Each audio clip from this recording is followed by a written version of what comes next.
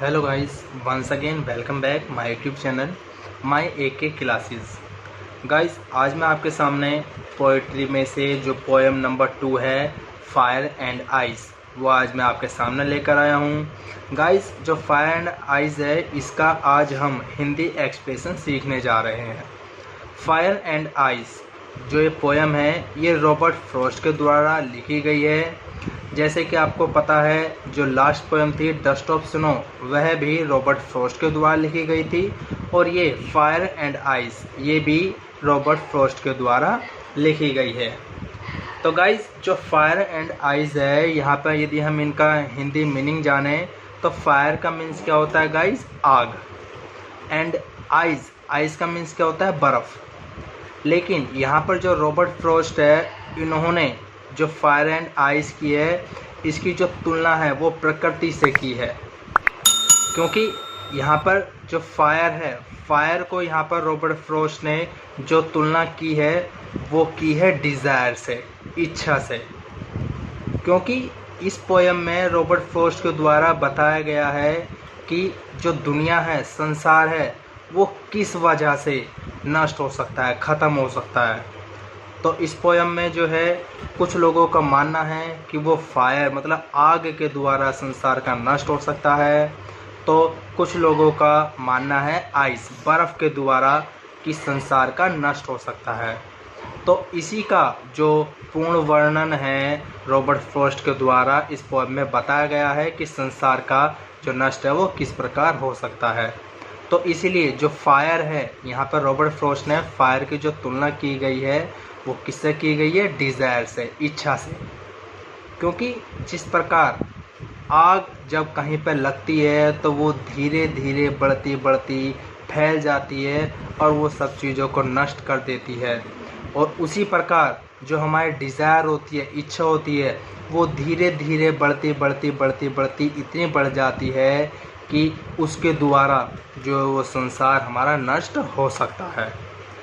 ऐसी उसी प्रकार यहाँ पे रॉबर्ट फ्रॉस्ट ने बताया है कि आइस, बर्फ़, जो बर्फ़ होती है, जब हमारे चारों तरफ, सपोज़ करो हमारे चारों तरफ बर्फ़ ही बर्फ़ है, तो वो हमें क्या कर देगी, बिल्कुल सुन्न कर देगी। हम सोचने समझने की शक्ति खो बैठेंगे। तो उसी प्रकार यहाँ पर जो बर्फ़ की तुलना रॉबर्ट फ्रॉस्ट ने की है वो की है हेट से, नफ़रत से। क्योंकि जिस प्रकार जो बर्फ़ होती है वो हमको एकदम एक तरीके से सुन्न कर देती है, हम किसी दूसरे व्यक्ति के बारे में सोच नहीं पाते।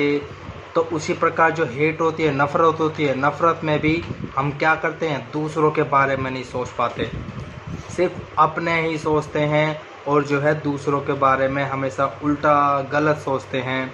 तो इसी प्रकार यहाँ पर रॉबर्ट फ्रॉस्ट ने आइस की तुलना किससे की गई है, हेट से की गई है, नफ़रत से की है।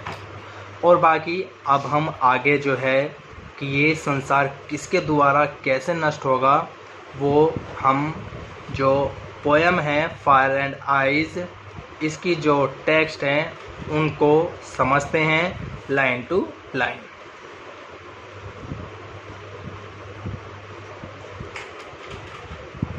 जैसे गाइस यहाँ पे आपको दिखा रखा है, सम से the world will end in fire, some say in ice. From what I have tasted of desire, I hold with those who favor fire. Guys, जो यहाँ पर कवि हैं रॉबर्ट फ्रॉस्ट, उन्होंने बताया है कि सम से, कुछ लोग कहते हैं, the world will and in fire, जो संसार है, विल एंड, वह नष्ट होगा, उसका अंत होगा, इन फायर, आग में। कुछ लोगों का क्या मानना है, जो संसार का जो अंत होगा, संसार का जो विनाश होगा, इन फायर, वो किस में होगा, वो आग में होगा।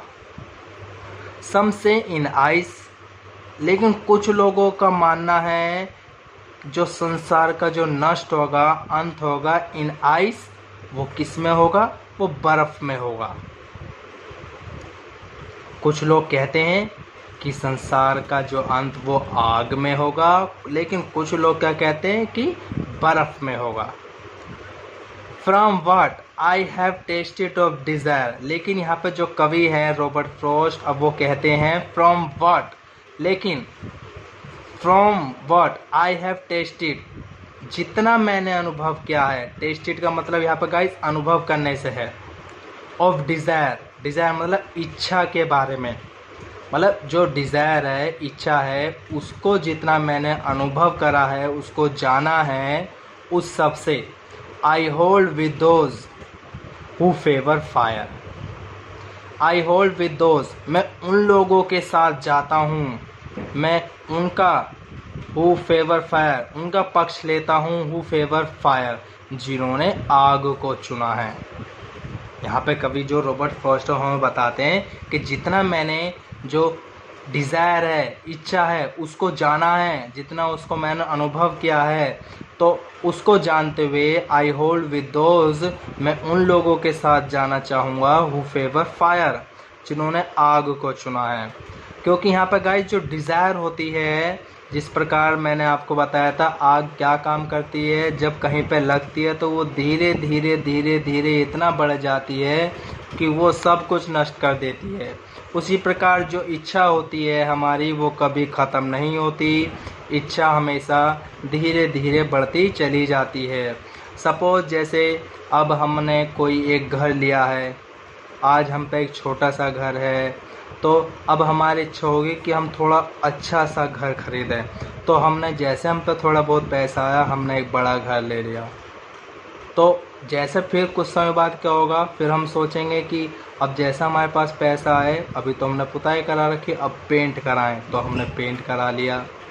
फिर कुछ समय बाद हमारे पास जो और पैसा आया, तो फिर हम सोचेंगे यार ये चेयर है हमारे घर में, चेयर की जगह हम सोफ़ा लेकर आएँ। फिर कुछ पैसा आएगा, टीवी की जगह हम सोचेंगे एलसीडी आए।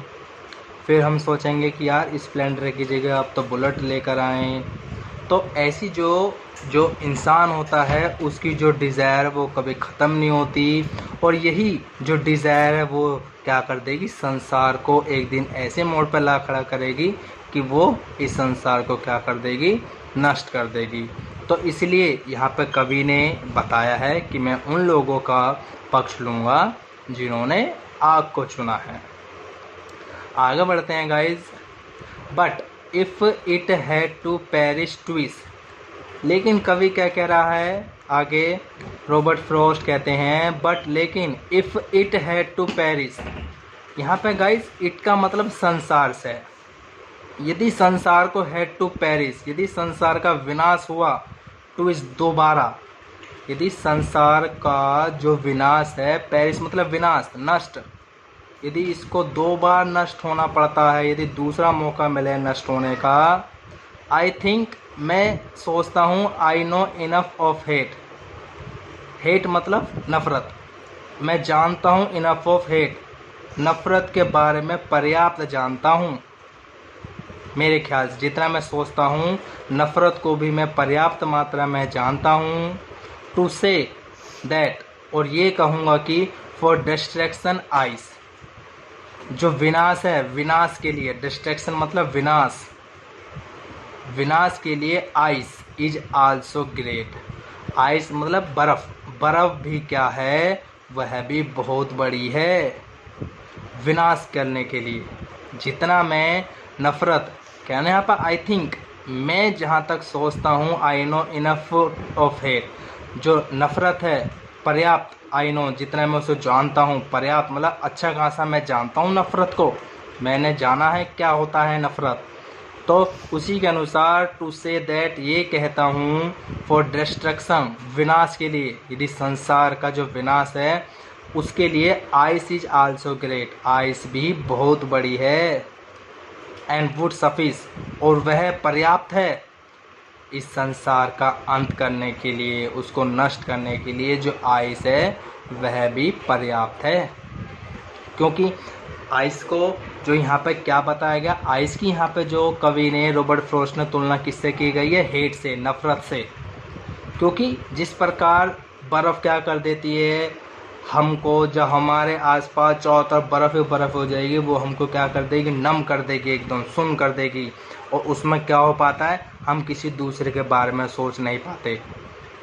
तो उसी प्रकार जो हेट होती है, नफ़रत होती है, वह भी क्या करती है, किसी दूसरे व्यक्ति के बारे में, उनके बारे में अच्छा कि वो क्या करें, उसकी अच्छाई, ये सब जानने में, महसूस करने में हमको क्या कर देती है, बिल्कुल बर्बाद कर देती है। हमारी सारी सोच बंद कर देती है। जो हेट होती है, नफ़रत होती है, और उसी में हम क्या हो जाते हैं, बंधे रह जाते हैं, एकमात्र अकेला रहते हैं। और यही कारण है कि जो नफ़रत है वह भी जो एक दिन पूरी दुनिया को नष्ट कर देगी। तो यही रॉबर्ट फ्रॉस्ट ने अपने इस सुंदर से तरीके से बताया है कि किस प्रकार जो संसार है, फायर एंड आइस, आग और बर्फ़ के दोबारा नष्ट हो सकती है। क्योंकि कुछ लोगों का मानना था कि फायर से नष्ट हो सकती है, लेकिन कुछ लोगों का मानना था आइस से नष्ट हो सकती है। तो रॉबर्ट फ्रॉस्ट ने बहुत सुंदर तरीके से यहाँ पे हमें बताया है कि दुनिया किस प्रकार नष्ट हो सकती है। उन्होंने दोनों कारणों को बताया है, फायर से भी नष्ट हो सकती है, यदि दूसरा मौका मिला नष्ट होने का संसार का, तो आइस भी ही उतनी ही कारगर है, वह भी संसार को नष्ट कर सकती है। तो गाइज़, मुझे उम्मीद है आपको ये जो पोयम है फायर एंड आइस, इसका आपको हिंदी एक्सप्लेनेशन बहुत अच्छे से समझ में आया होगा। यदि आपको हमारी ये वीडियो अच्छी लगे तो हमारी इस वीडियो को आप ज़्यादा से ज़्यादा लाइक करें, शेयर करें और कमेंट्स करें। तो गाइज़, आज के लिए इतना ही। Thank you.